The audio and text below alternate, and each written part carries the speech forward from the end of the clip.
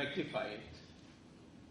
And are there any long-term problems that both India and China will face in the financial system? Because, as I said, if India and China are not to go the way of Latin America and East Asia, then we'll have to have a developed financial system and replicate what Europe and the United States did, by which they were able to not only become developed but stay developed without succumbing to a major crisis. Now, first of all, the question on impact on exports. Let me say, an economic system, I think I'd like to put it on blackboard.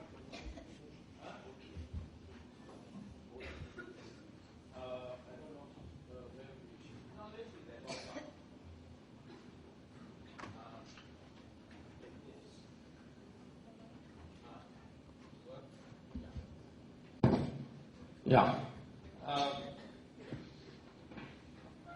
Got to keep this in mind. Those of you far away, if you can't see, it doesn't matter. You can see it in my book, or I'll read out. This is capital, and I'll put an arrow here.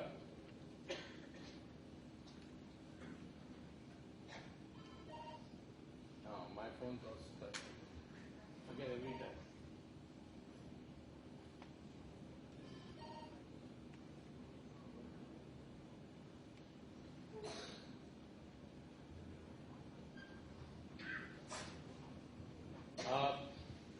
And this is labor.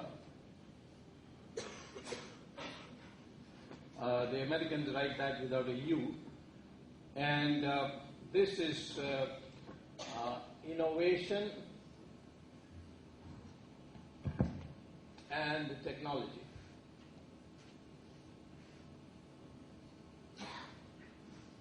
Yeah. Oh, okay.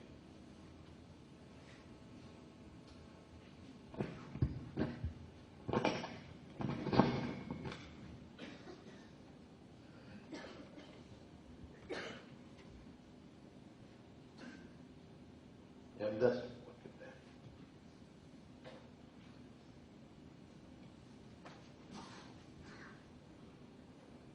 and then you have infrastructure.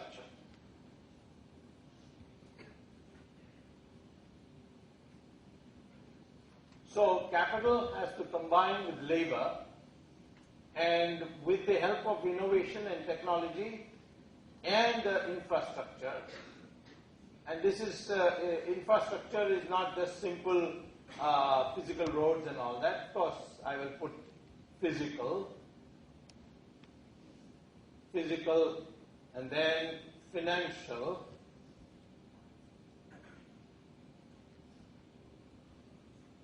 and then human, and then social. These are 4 different types of infrastructures. And the physical, of course, is energy, transport, construction, telecom. And then the financial, of course, is intermediation, architecture, prudential norms, etc. Then the humans is courts, bureaucracy, laws, governance. And social, of course, is health, education, environment, safety standards, safety nets, etc. And all this together then impact on growth,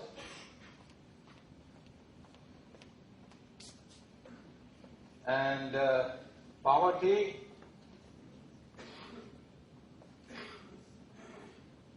and then structural changes. Structural changes means growth of agriculture vis-a-vis industry, vis-a-vis services, and then productivity.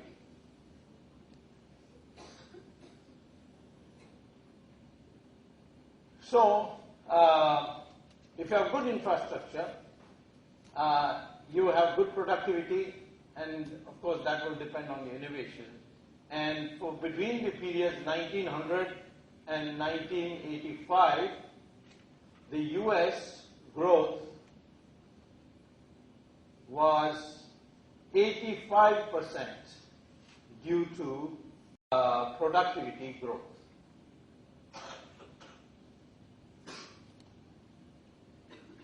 For which Robert Solow of MIT got a Nobel Prize. This is the key thing. Whereas in India and China it is running at 35%. Most of East Asia, the estimates vary. If you go by the latest fellow, MIT professor who got the Nobel Prize, what's his name? Krugman, yeah, Krugman. Krugman says, well, it is 20%, but some people say 40%. But in any case, Krugman says that East Asia's growth was more perspiration than inspiration, whereas the American growth is more inspiration than perspiration. That is, just having more capital, more labor doesn't solve problem. I would say China would be also in the same region. Both have things. So the crucial thing is not to worry too much about this, but you need this as a part of your infrastructure, just as you need physical, human, and social infrastructure. So when you are looking at economic growth, you have to look at the whole picture and not just at the question of whether you have enough money. It's not enough to have enough money. You need much more than money. So this is the first thing I would like to say. The impact is now being felt by India and China on exports. India's export growth rate has fallen. Exports have fallen. The amount of exports we exported has fallen in October by 12%, by November by 12%, and probably December would be also somewhere in that region. So there has been a definite impact on it. So the first impact on both China and India is a decline in exports. This impacts India less than China. And I will, during the course of the lecture, go into the question of why exports are so crucial for China. It is the engine of growth. It's not the engine of growth for India. The engine of growth for India is domestic demand. But in China, exports are crucial. And anything that hurts exports will hurt China very, very badly in more ways than just simply loss of revenue or foreign exchange. In a fundamental way, which I'll come to a little later. Now, of course, then what will happen is, since you cannot cut imports, therefore trade gap will widen, and as a consequence, the foreign exchange reserves will also deplete. So these are the first set of impacts. The second impact that has taken place is because of the illiquidity or the liquidity crunch in Western countries, FDI flows has declined.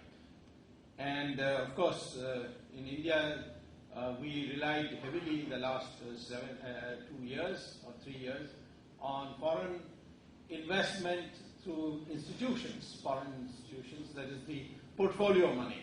And the portfolio money largely, almost 58% due to participatory notes, that has contracted.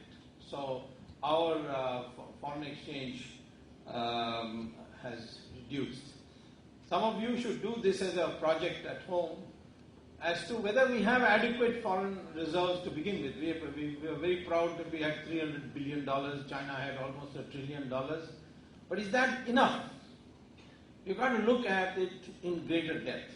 First of all, out of the amount of foreign exchange India and China have, subtract out 6 months, or maybe you can be a little more liberal and say, all right, 4 months. 4 months of imports, 4 months of imports, how much it will cost at the present rate of imports, subtract it out.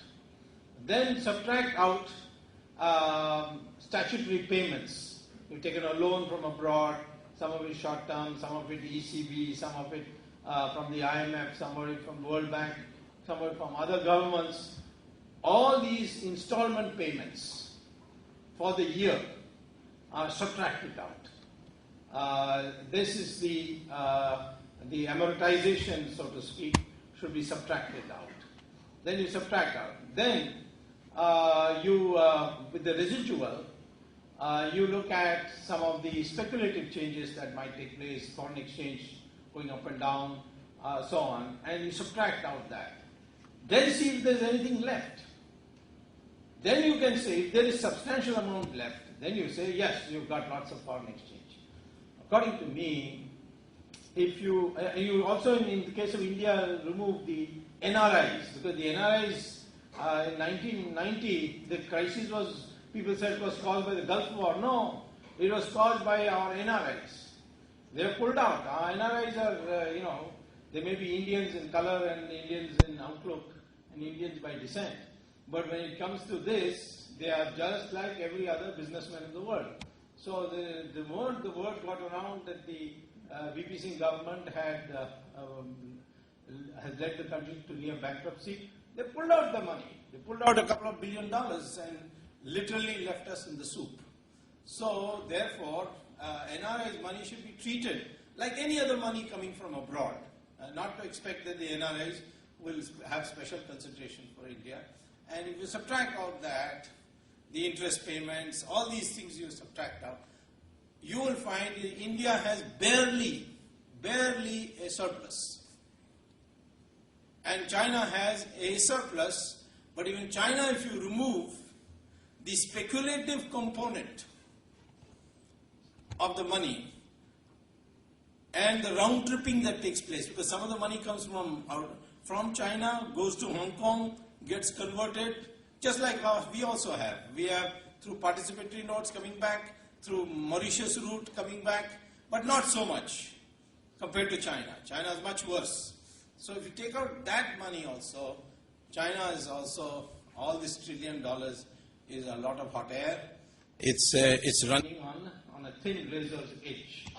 And therefore, foreign exchange, further depletion of foreign exchange reserves is a crisis matter. We have also, unlike China, because China doesn't have much software outsourcing, and its export earnings from software is not so high. India has been affected in the IT sector in getting demands from abroad, and the outsourcing demand, these have been affected. And so not only the balance of trade, but the balance of payments too has been, the deficit is increased. There's a current account deficit, which is now running at 3% of GDP, minus 3% GDP, which is high. 2% should be the limit. So in China still they have a near surplus, but it may go negative very soon for the first time in many, many years. Now, in India, so that's the fourth impact. The first is just exports, second is the FDI, no, this is the third, the information technology. The fourth impact is that in India, one or two banks may collapse. ICICI Bank.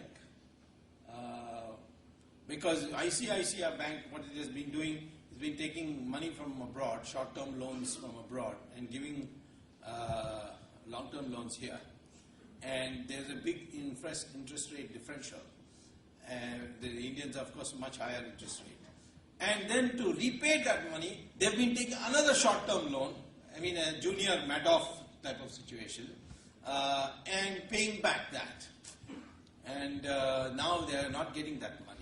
But the government of India has been liberal and given them an injection, and therefore they're surviving. But maximum a bank or two, and I would say that the regulations that were set place after, much after, in fact, during the Narasimha Rao period, when Tarapura Committee, etc. was set up, these regulations have been intelligent used. Earlier on, it was a sledgehammer set of regulations when we had socialism. But after the economic reform brought, these regulations have been brought in, scientifically calibrated, particularly thanks to the Tarapura Committee, Tarapura Wala Committee, I think have played a very good role in seeing that our banks are not exposed to these bubbles. So this is the situation overall. Now, nevertheless, as far as the American-induced crisis is concerned, the damage to both our economies, China and India, is manageable. In India, we would not have had anything at all worth speaking about. Of course, those other things of falling in demand and exports, etc., would be there. But those are manageable. The unmanageable part is the sharp decline in foreign exchange reserves and the infusion of money from abroad, which had got our stock market used to huge highs. I think they crossed what, 20,000, 22,000. It's a pure rigged operation. Anytime you want to earn money, you pull out, and then it goes up, and then, the other way around, and then when you want to cash in, you sell. This rigging had been going on. Now that rigging is not so easy, but I believe now the stock market is bottoming out, and there are other good signs also. The diamond industry is now getting back into business. Those who are laid off are being called back, and so on. So that it's manageable, and I don't think that it's because of any economic policy as such. It's because Indians are saving habits conscious. They feel guilty when they take credit. There's a psychological barrier to a credit spree, living beyond your means. The Indians save a large amount of their incomes, and this saving habit, which is there in China too, of the households, is being a cushion against of people going into bankruptcy. In China, in America, the rate of savings is minus the pension funds contribution is negative. So if you are unable to pay, you just can't dip into your savings. Secondly, India, family system is very strong, and globalization is having an impact on it, but we should try and prevent that. The family system looks after people. If some brother or sister is unemployed, the others tend to look after it. The family is a great shock absorber, and same thing is true of China. So that's another great advantage that is. The third, as I mentioned already, banks are subject to regulations, and these regulations have mattered.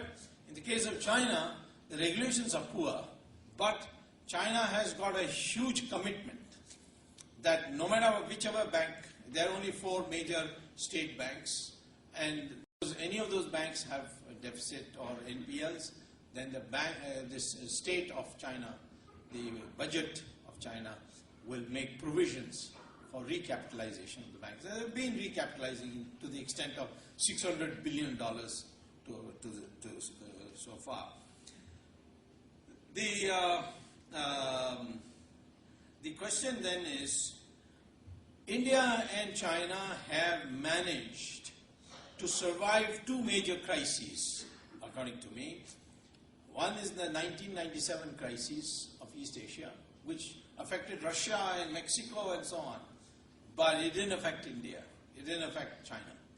And the reason that time was that we didn't have a run on foreign exchange because we had capital account non-convertibility. And capital account convertibility is the main reason why some of these countries have a problem. Now, let me tell you that in economics, there is something, in Christianity you have something called Holy Trinity. Father, Son and Holy Ghost. Holy Spirit or something. I'm sorry. I hope I'm not committing any blasphemy. Now, what is the thing is that there is something called a unholy trinity in economics. And that unholy trinity, whichever country had it, has had an economic crisis. So one, if you were to ask me, can India and China have an economic financial crisis? Well, let's see whether they have an unholy trinity. And that means they will definitely have. Now, most countries have gone off it, but East Asian countries had that problem, and Thailand particularly had a severe thing on that. Now, you see, the unholy trinity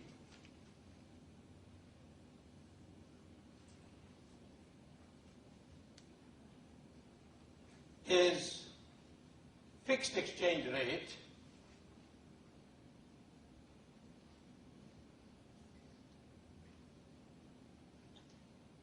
to capital account convertibility and 3, liberal money supply.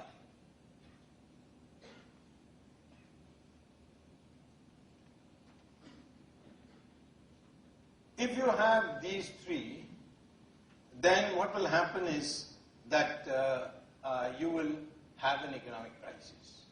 Because what happens is, if you have a fixed exchange rate and the word is out that it's undervalued, for example, let's take the case of undervalued, then what will happen is hot money means portfolio that can come in quickly and go out quickly, will come into the country, and it will add to the money supply. Because once the foreign exchange comes into the country, it gets converted into local currency, banks have to give that currency. And then this will, of course, I would say money supply, which will then lead to inflation. This will, of course, I can say reserves. Reserves will grow, but reserves will mean money supply will grow. Money supply grows means inflation. And inflation will fuel speculation, fuel further speculation.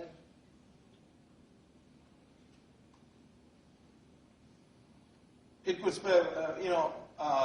fuel the speculation. Oh, inflation, that means the currency is going to not revalue, it's going to devalue. Why does it go in here? They think, well, let's bring the money in now, and then it will revalue, which means I'll get more currency, foreign currency, per yuan. Take China's case, per yuan. And therefore, then I'll make a profit. So this becomes a speculative money that comes in. It builds the reserves of the country, but then because you have to give local currency against it, it increases the money supply. Money supply increases inflation, and inflation may fuel speculation. If the inflation is moderate, then it will for other reasons, then fuel further speculation that the revaluation has not come, so it is going to come. Or it may fuel the speculation, no revaluation is going to come, only maybe depreciation will come, so let's get out. So it will start pulling, it will have an impact on the hot money, and the hot money will either go this way or get out and create instability. So this is because of the existence of fixed exchange rate.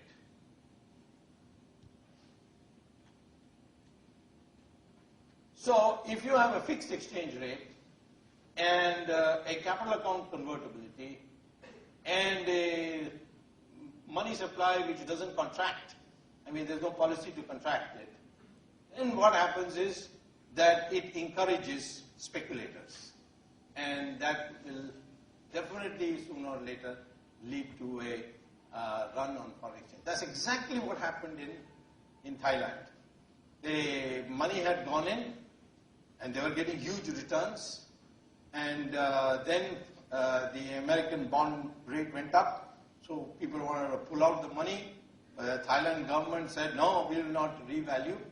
So once the word got around that they would not revalue and the fixed exchange rate between the Thai baht and the dollar would remain, so people said, let's pull out more, and before the devaluation takes place, and therefore that led to a foreign exchange run, and that's how that crisis started. So does India have this unholy trinity? Well, I think we certainly have liberal money policies. Money supply is growing at 30% per year, 20% per year. And with all this, now fiscal deficit is climbed up to 5% of GDP. When there is a law which says that a finance minister can be prosecuted if the fiscal deficit is not below 3%. Yeah. So now if I get government next time, I know how to prosecute Mr. Chidambaram. So anyways, you have a liberal money supply, and even if it was not liberal, the Pakistani ISI will ensure that your money supply is increased by printing bogus notes, which they are doing in a big way. And so, or some other way, maybe participatory notes will come in, and that will pump in. Participatory notes has contributed to the money supply because money comes from abroad in foreign exchange, and the Reserve Bank has to give them rupees. So, therefore, we do have a liberal money supply. Do we have a fixed exchange rate? No. We don't have a fixed exchange rate. We have a basket of currency, and the currency therefore is flexible. This also is a contribution of Sri Narasimha Rao, which is one of the most unsung hero of Indian politics, Mr. Narasimha Rao, but he was the one who brought it in. Most people may have given credit to Manmohan Singh, but Manmohan Singh as Prime Minister has not been able to bring a single reform, except perhaps created a constitutional authority outside, unconstitutional or extra-constitutional authority. His contribution to Indian politics and Indian economics has been zero as Prime Minister, although he is a highly competent economist and a very decent person. But the economic reform that we got was really due to Narasimha Rao. And I know it from first hand. I've seen him in action. So that's not so. Then what about the capital account convertibility? No, we don't have it. So 2 out of 3 we don't have. So a economic crisis, a financial crisis for India arising out of a trinity, unholy trinity, is ruled out. Here's looks at China. Liberal money policy. Yes, their money supply is also growing at 17-18%. Occasionally they bring it down to 13-14. I would say, if somebody were to say, what's the dividing line between liberal and conservative money supply policy, it would be about 14%. If you exceed 14%, then you have become liberal, and if you are below 14%, you are conservative in your money supply. So, therefore, in the case of China, it's a liberal money supply.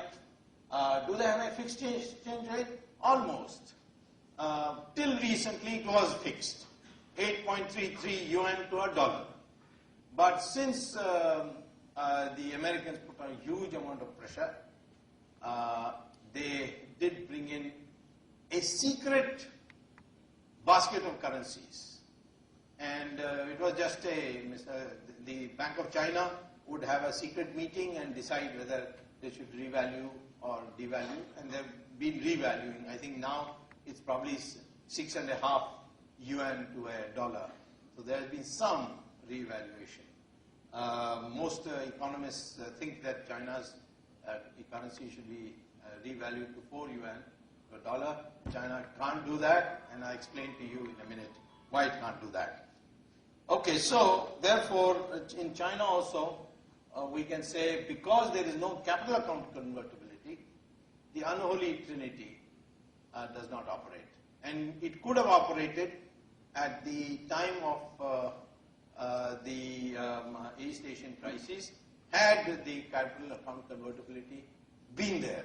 If there was capital account convertibility, capital account convertibility means anybody brings a dollar, you will get local currency. Anybody takes a local currency to the bank, will get the dollar.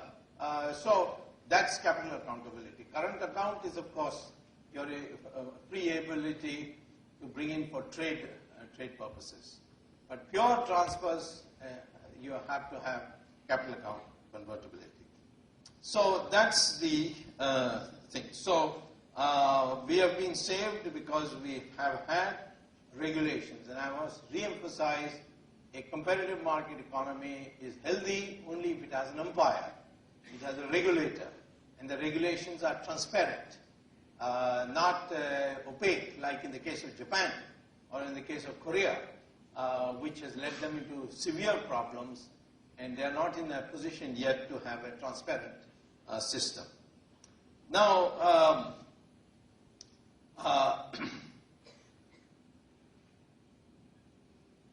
there are also three other important things one has to look at before deciding whether a country is going to have a crisis or not. First is what is called as macroeconomic stability. Is the growth rate healthy? Is the inflation under control? Is the fiscal balance okay?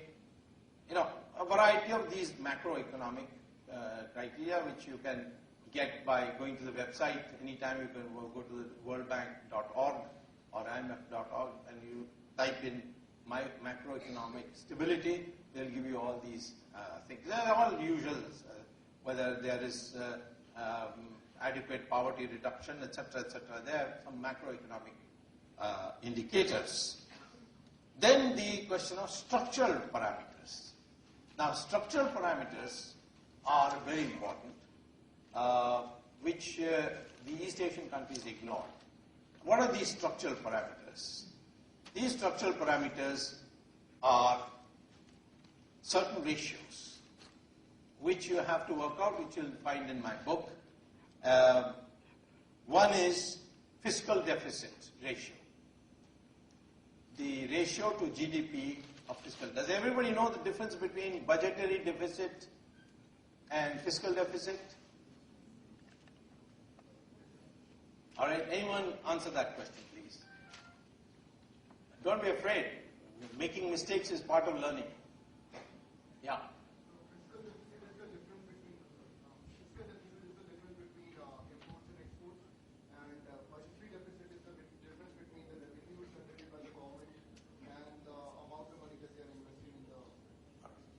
It's not correct. So you have some learning to do. I'll educate you just now. Right. But anyway, I'm glad you tried, and I'd like others also to make an attempt. Anyone else knows? Yeah. That's budgetary deficit. The difference between government revenue and government expenditure is budget deficit. So fiscal deficit, yes sir. So fiscal deficit would include both capital revenue as well as the capital revenue and the Current and budgetary. No. Fiscal deficit is what? Capital revenue plus The capital revenue plus current revenue minus. the capital revenue, capital expenditure minus the current expenditure. That's always in balance. You can't, no budget in the world will have capital, both current capital plus minus current expenditure minus capital expenditure, it will be 0. Something else is missing. Okay? Yes, sir. Yeah. Yes, sir. Sir, budgetary deficit is the excess of estimated budgetary revenue. Means it is the excess of expected budgetary expenditure over the estimated budgetary revenue. That's budget revenue. That's budget deficit. Yes, sir. And the fiscal deficit is the total. In simple terms, it is the excess of total expenditure over total revenue. We mean the first one is only, that's called, you mean revenue deficit and revenue expenditure minus the revenue minus revenue expenditure is the first one. That is called revenue deficit. But you asked about the budgetary deficit. Budgetary deficit is the deficit in the revenue expenditure minus the revenue minus the revenue expenditure. All right. And the fiscal deficit is? Sir, it is the whole total sum of whole expenditure minus whole revenue, which includes all interest payment, capital account adjustment. Expenditure minus the current plus capital revenue. Sir, total expenditure I am saying, sir. Total expenditure is what? Capital plus current minus interest payment minus total revenue. Yes, sir. That is 0. Okay. You see, what is fiscal deficit supposed to measure? It is supposed to measure the solvency of the government, of the budget. So what you do is, you take total revenue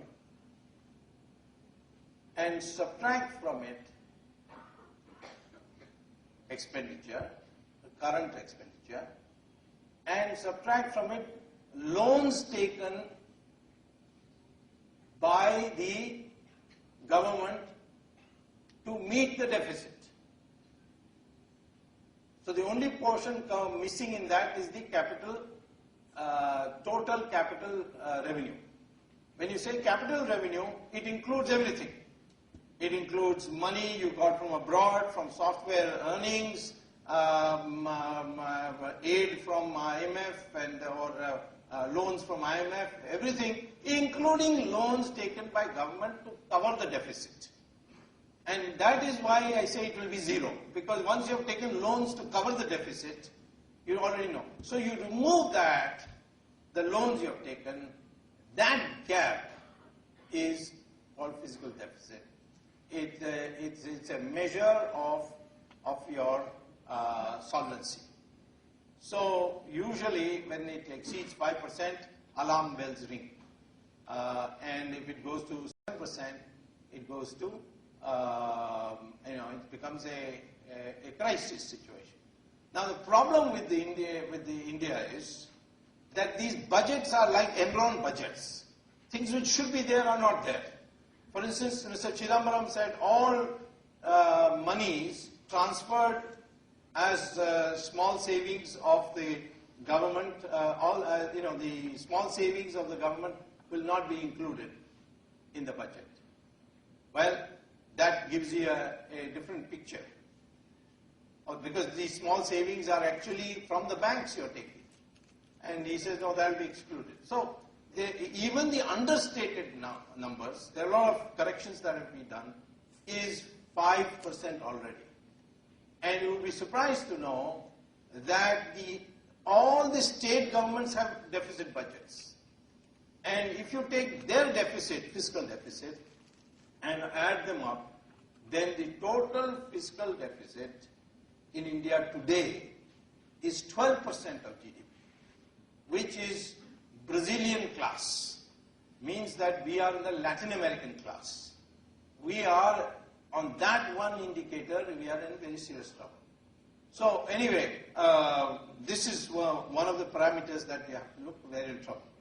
The second number, which is the structural parameter, is the total external debt as a ratio of GDP. Does anybody know what that percentage would be like?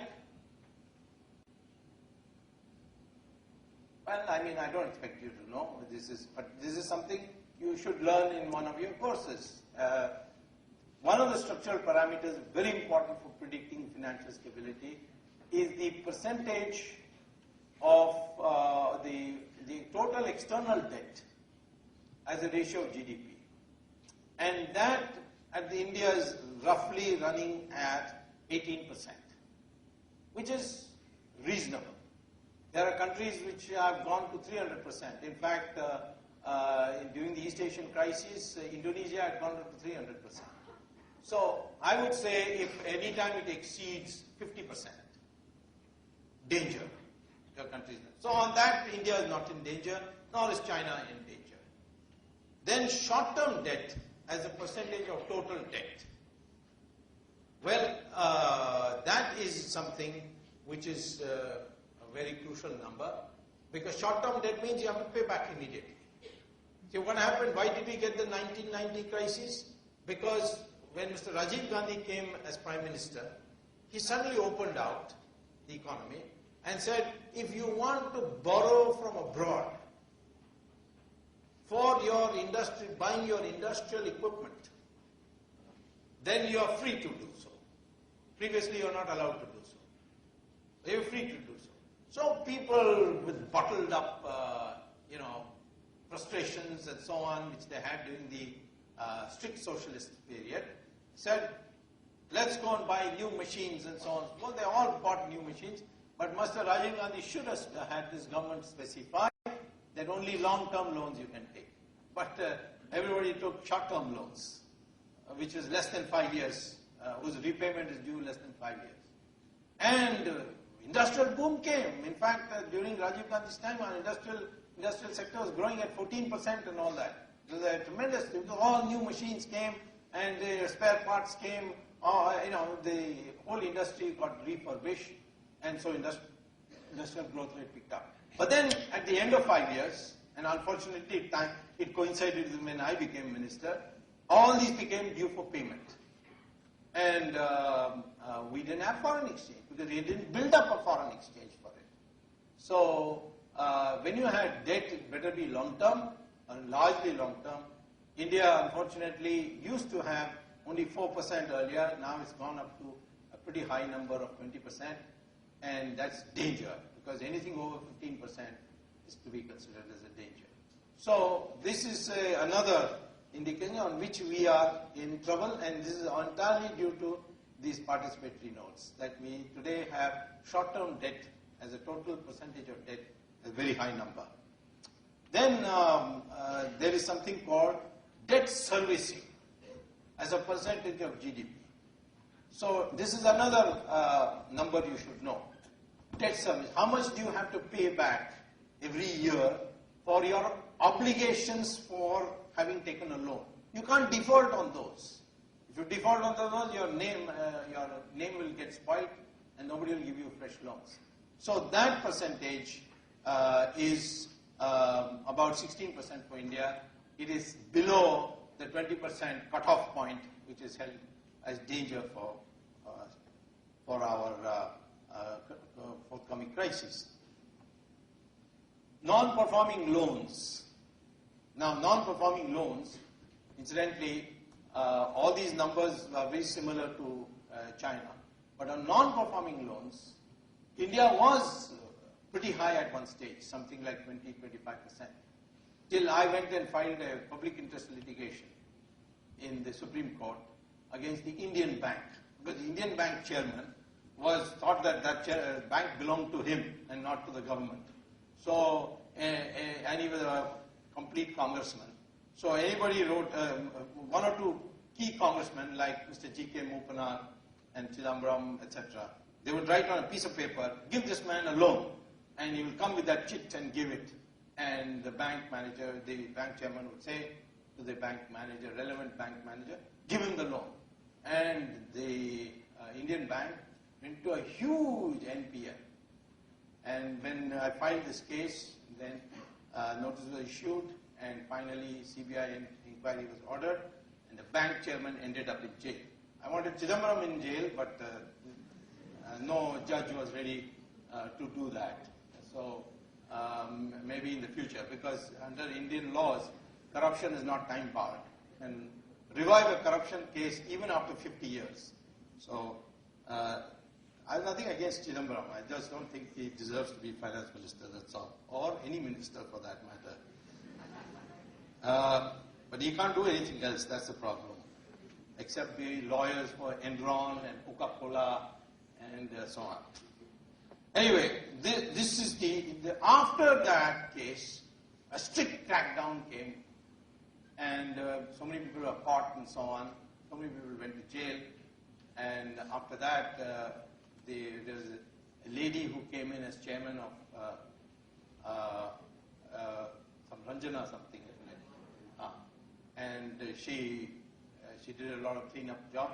And today, Indian Bank is having a non-NPL of only 2%. That is non-performing loans. That is loans which have not been, whose interest rates have not been paid for more than 4 months. Indian Bank and most Indian banks today are doing very well as far as NPL is concerned. But China, the NPL is running at 50%. And the banks have eaten all their capital. So every year there's a huge transfer from the state budget to the banks. And China cannot close down these banks, because if you close down these banks, then what will happen is that they will not be able to give those loans. Who do they give these loans to which are not repaid? To the big public sector, which the Chinese call as state-owned enterprises. These big public sectors are guzzlers of money. But the Chinese cannot close down these state-owned enterprises, because all the workers there, they are Communist Party members. And therefore, they cannot afford to have Communist Party members angry with the leadership. And these Communist Party members who work there, they have wonderful arrangement. They get free housing, they get free medical attention, they get free schools, and they get a huge pension. And it's a very, very settled, safe, secure life, which nobody once having got it would like to give it up. So the Chinese have this dilemma, what to do about these state-owned enterprises. Unless you close down these, because they're all old Russian machinery and so on, they're all out of date. They can't compete. Their goods are not very, very much in demand. But still, they have to keep going, because the Chinese cannot afford to have their workers, which is now numbering in millions, to come out on the street. Because those workers who come out, they can't be employed anywhere else. So therefore, they have to back them and keep them. So this is another. And finally, as I mentioned to you, the current account balance. The current account balance is the current receipts from exports minus the current expenditures for paying for imports, etc., and plus the invisibles, that is money that comes in as service income, as software exports and so on. So if you just looked at goods sold and goods bought, that difference is called balance of trade. But the current account is not in the capital account, but in the current account, where you get goods and so on, and then you get receipt of payments for something or the other. This would be included, and that current account percentage in India is presently running at 2%. Now it's climbed to 3%. In China, and it's minus. In China, it is still plus. And it could become minus in the near future. So now, if you look at the macroeconomic fundamentals, not bad, India and China. If you look at the structural parameters, overall okay. But some of these ratios have to be rectified. If you look at the institutional quality, there you find a fundamental difference between China and India. India's institutions are much better. The Reserve Bank is much more independent. The SEBI is largely independent. We have got lots of institutions.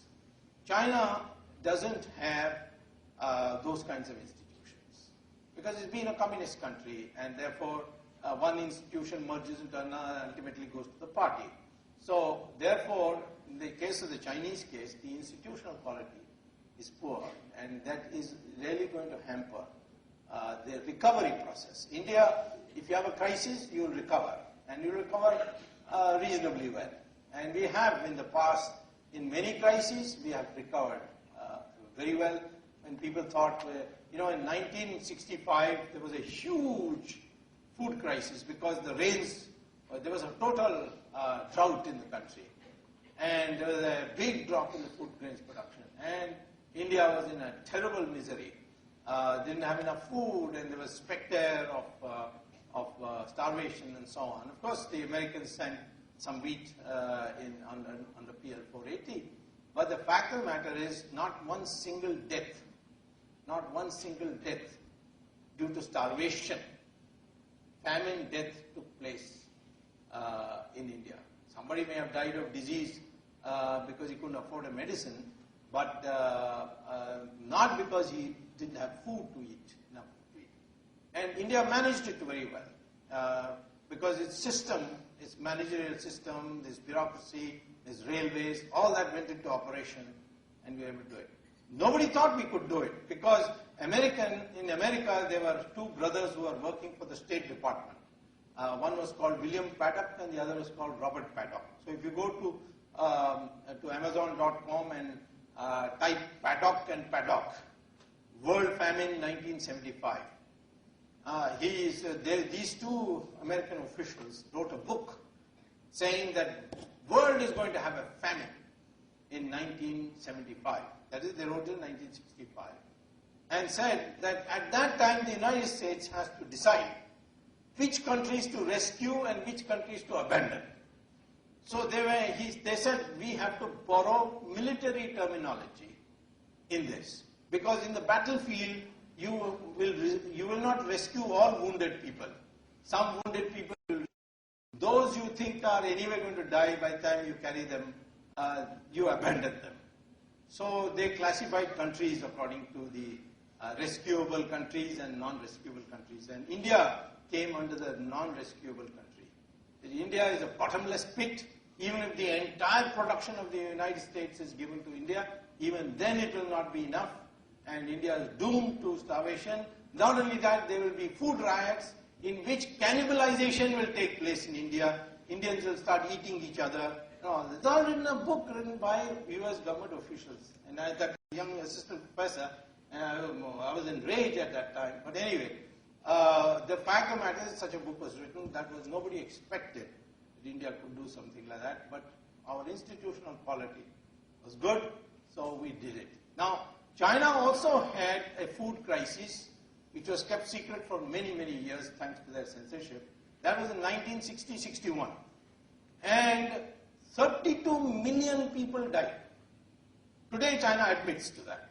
Sometimes they admit to 16 million, sometimes they admit to 32 million. How did 32 million people die? And I did ask the topmost Chinese leader about this, who was that time a very important minister or party office bearer, general secretary of the party, or secretary general of the party as it was called those days, Deng Xiaoping. And he said that the problem was that the workers were sending flowery reports of how well we are doing. Because they were afraid that if they send negative reports, they will say, aha, this guy is an American agent, and he's sending bad reports. So fix him, put him in jail. Later on we'll find out whether he is or not, but first you put him in jail. Now that fear made the cadres, send glowing reports. There were no other institutions which could inform the Chinese leadership. So they didn't know. By the time they came to know, they didn't have a railways. India India, of course, benefited from the British laying down the railways, but now no thanks to the British, because they didn't allow Indians to set up those railway lines. We, in fact, the first Indian asked for to set a railway line in 1838. But the government of then British government wouldn't allow it. In 1854, they started some small small railways because, and then they started expanding. When 1957, they found this great mobilization of peasants in India. The so-called the first War of Independence, which the British sneeringly call as the Mutiny of India, and this War of Independence frightened the British, and that's why they decided to lay railway lines, and then they made Indians pay for it in a way which no investment in the world has been. Namely, they said for 99 years, India would pay Britain a minimum of guaranteed 4% return on the investment. Even though Indians were ready to, fund the whole thing and do it, no Indian was allowed. And the British built it, and then just in case you get fresh ideas that if a train can go this way, it can come this way also. Therefore, they changed it to some places meter gauge, some places broad gauge, some places narrow gauge, and totally different locomotives to be produced for that, all in Britain, nothing to be produced in India. So they did damn all. But nevertheless, having inherited it, we put that together, and in 1960, 61, 65, we had a far superior railway system, and therefore we were able to send our grains to different remote corners. But China couldn't do it. And it is that which made China then step up its investment in railways, and today they are one of the finest railway systems. The world, in fact, they have overtaken India. Lalu Yadav has impressed all you MBAs, but you MBA fellows, I think, will be impressed by Enron's accounting also. Lalu's accounting is totally Enron's accounting. I must tell you, you will realize one of these days, because he has certainly, I will not say that he has not introduced trains. I will not say that he has not improved the services on the trains, but the profit that he has shown is pure Enron type profit. Enron did know, all of you. They created a parallel account. So his is also a parallel account and reclassification and so on. And there's no new rolling stock coming in. So another 2-3 years, the wear and tear and depreciation is going to create an explosion. But he won't be around that time. So as a minister. So therefore, it will be blamed on the future government. So anyway, the fact of the matter is that railways, the institutional quality India has is superior to China's, and therefore when you have a crisis, you will be able to overcome it. Now comes the main question, which is, in what way, if a crisis comes in India or China, it is going to come, so that we can know where to move our 5 brigades. First is, as far as India is concerned, it will come through a budgetary collapse. Either there will be a terrible inflation, or the government will have to say one day, we are not going to pay government servants their salaries. Of course, many people say the government servants don't deserve any salaries, they don't do any work anyway. Why pay them salaries? But then they've got to eat. So, that kind of situation. Why do I say that? If your library has budget documents, do you have budget documents in your library? Must be there. You go to budget and open up the budget documents. It says one page would be budget in a synopsis or something. There, you look at the expenditure. It will be in lakh crores, lakhs, maybe 1.5 lakh, 2 lakh crores or something like that. You just look at the breakdown. Subsidy, that's an expenditure.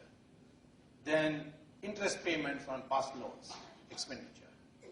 Then defense, expenditure. Government salaries, expenditure. transferred to states as grants, expenditure. Like that you will have about 6-7 items. You total them up and you will find that these 5-6 important items will add up to 98% of the revenue that you get. That is, that amount will equal 98% of your revenue. The expenditure on these would be 98% revenue. Now, tell me, which of these items I can prune? I heard somebody whisper, but not loud enough. Oh, come on, don't be afraid. This is one of the problems with Indian students. Subsidies. You are not going to be a politician, I can tell you that. No politician in India will dare to touch subsidies. You lose the election. This is why Narasimha Rao gave you from 0% growth rate to 7% growth rate. When your average for previous 40 years, 45 years was 3. Communists, to hide shame, said it's a Hindu rate of growth. What Hindus have got to do with it? It's a Soviet rate of growth, But anyway, 3.5. And what happened in the election? He lost it. Why did he lose it?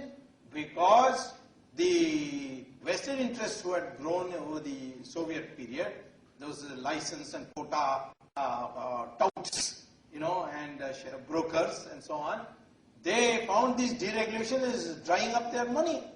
So they said, my God, this man continues, we are all finished. Had no clue what is happening for them. So in fact, an intelligent politician would design his economic reforms so that some things come right away. For instance, if I were in charge, I would say, and I had told Narasimha Rao, he didn't agree with me, I said, abolish income tax. Immediately the middle class will be happy and they will all cheer and the stock market will go up and so on, and you'll only lose 4-5% of your revenue. You'll make it up, let's print notes for 5%, and that money that goes into investment will increase growth, growth will raise indirect taxes, and indirect taxes will be more than what you have lost by abolishing income tax. Do something directly. Or have a linking of rivers project, so that digging starts and all the farmers, the rural area workers, they all start getting some employment. So they see something new is happening. You must always do something which is immediate results. You see, if this kind of thing you do, then people will be supportive. But if you just say, no, I'm deregulating, and then it will slowly over a period of time all filter down, obviously the rich people who have capital are going to be benefited first. So therefore, the budgetary collapse, I can't touch defense, I can't touch police. Is there anyone who would like to cut police expenditure now? After Bombay, nobody would dare. Nobody will touch defense. You can't touch interest, you have to pay, that's statutory, otherwise there will be defaulting. You can't touch subsidies because, everybody will be up in arms. You lose the election. So what can you touch? You can't touch anything. So 98% of your revenue is gone. So what do you do for investment? Borrow. From whom? Your own banks. Force them. Tighten, twist their arms. Buy government treasury bonds. And that's what the banks have been doing. 50% of the bank's loanable funds have gone to the government. And so the government has been managing. But there is a problem there. You have to pay back that money. It belongs to the bank. And anyway, the depositors can create problems for you if you don't. So you have to pay that. Now we find that for every rupee that the government is borrowing, it is paying 97 paisa back as past loans. And by 2011, it will be 1 rupee, 1 paisa for every rupee you are going to borrow. So what are you going to do? You will have to say ultimately, I can't pay salaries, or I will put aside a salary in a fixed compulsory deposit or something, but it will become an unpopular thing. What can be done, I can tell you, but a little later. But first let me tell you, a budgetary crisis is inevitable the way we are going, and recently we have taken a supplementary budget, and that's really going to throw the arithmetic, maybe even come even next year. Maybe end of next year you might have a budgetary crisis. Now what happens to a budgetary crisis? You won't be able to pay back the banks. So the banks will be in trouble. So you'll have a banking crisis. And the moment you have a banking crisis, the credits you give to exporters and all will disappear. And that happens, then there is a foreign exchange crisis. So banking crisis, budgetary crisis, banking crisis, and then foreign exchange crisis, default of loans, your country is in a terrible mess. So this is the scenario I'm expecting for India in the next 3 years, within the next 3 years. The Chinese thing is that their banks are bankrupt and the government is piling money to these banks. But China has a problem. All this money that the government is getting is largely due to the savings of exporting enterprises. Bulk of it is not coming from households. Households are giving a good share of the money they put it in banks, but the money that the government gives to the banks comes as revenue earned by firms which have been exporting. But there's a recession in America, Chinese exports go down. Chinese exports to the Europeans go and the Americans go down. They are in a big, big fix. I'll tell you why they are in a big fix.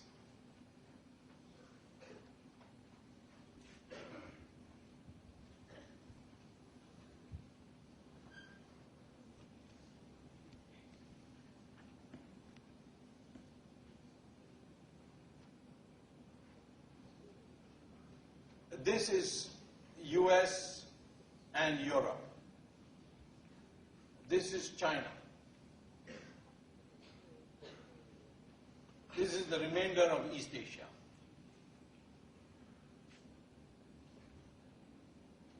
This is India. Earlier on, the East Asians were exporting directly here. Earlier. That is prior to 1992. Earlier too. Then after Chinese economic reforms and all that and their infrastructure, they decided to export first to China in parts. And China then reprocesses, like Taiwan sent all the computer parts to China. And China put it all together and made it Lenovo computer and exported it here. Okay. Then, for its own industrialization, China used to import from this country. And some of it was exported to East Asia. All right. Now, this is in surplus. This is surplus.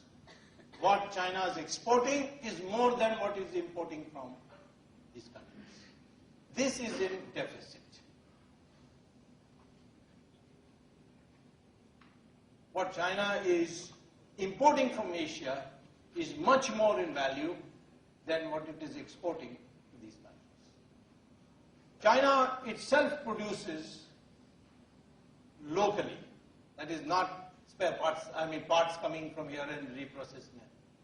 But that is very negligible. I'll put it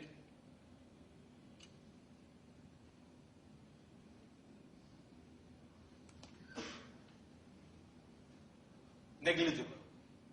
And much of what is, I'll put imports as M, exports as E. Imports as M, exports as E. And this is negligible, but much of what is comes from here is used in local industry. Now, because this surplus exceeds this deficit, China is making money. This goes down, China is in trouble because that's not going to go down. If that goes down, then China is going down. Or at least this is not going to go down because then China's industry will go down. And the worst thing is if India gets its act together and tells these East Asian countries, why you want to go via China? You come via us. Then China is doomed. You must therefore have infrastructure like China. You must have decisive. China, once they take a decision, it gets implemented. Like here, let's reconsider, Parliament consider that question, nano goes there and then nano goes here.